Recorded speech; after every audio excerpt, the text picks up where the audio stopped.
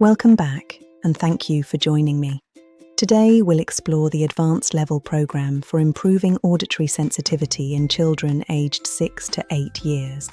At this stage, we help children manage challenging sounds using gradual practice, choice, and simple calming strategies. Let's start with a sound ladder. Together, list difficult sounds from easiest to hardest. These might include a toilet flushing, hand dryer, blender, school bell, or fireworks. Begin with the easiest sound. Play a recording very quietly while your child is doing something relaxing, such as drawing or playing with Lego.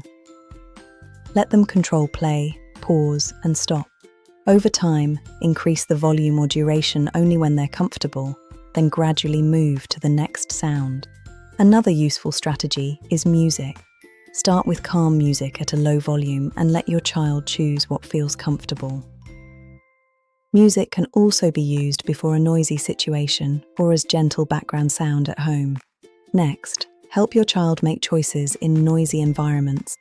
Talk about where sounds may be quieter in a classroom, hall, or party.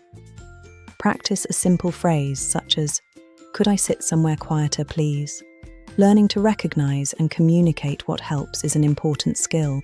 Finally, teach a simple calming technique. Now, try finger breathing together. Ask your child to trace slowly up and down each finger. Breathe in while tracing up and breathe out while tracing down. Practice this when your child is calm, so it becomes familiar when noise feels overwhelming. The aim isn't to remove auditory sensitivity.